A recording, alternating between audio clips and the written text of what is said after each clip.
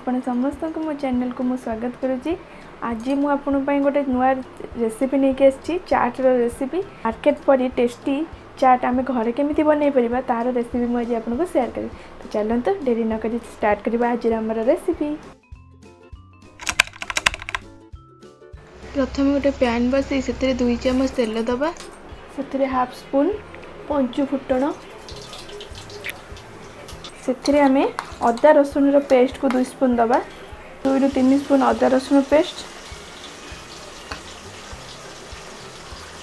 Half spoon हलदी गुंड स्वाद अनुसार लुण। ये मसला को भलसे आम कषा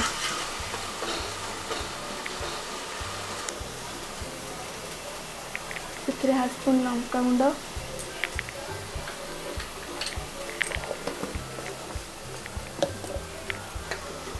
हाफ स्पून धनिया गुंड 2 चम्मच टमाटर सॉस भल से मसला सहित गारिबा।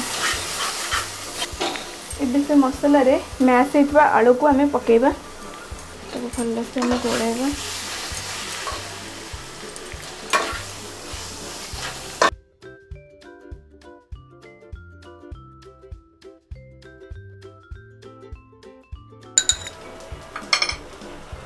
एबे से तेंतुली रस दबा टी चाट खटा खटा टी तेंतुली रस आम दबा ताको भल से गोल दबा।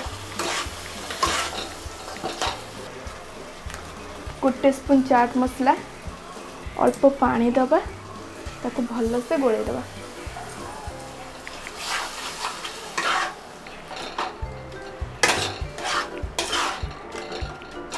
देखो केते सुंदर देखा जाउची।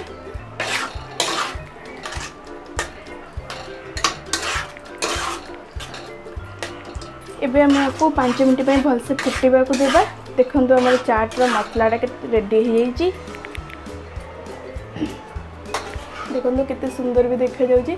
तो चलते एबे ताको ग्राइंडिंग करवा और चाट प्रिपेयर करवा। एबे फास्ट आम से चाट आलू मसलाटा देबा।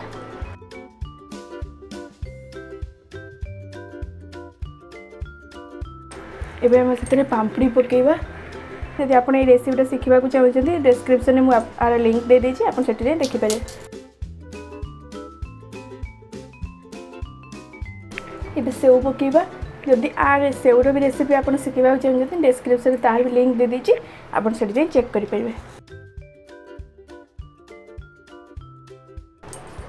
डेकोरेट पाई मुझे गाजर काकुड़ी धनिया पत्र पियाज भजा छणा बादाम और बीटरूट। चलो देवी तक ग्राइंडिंग करें।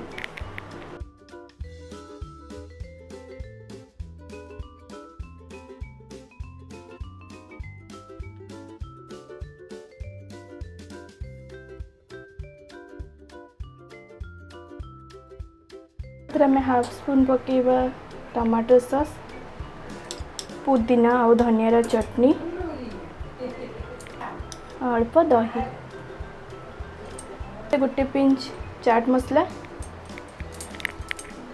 1 पिंच जीरा गुंड हाफ पिंच लंका गुंड।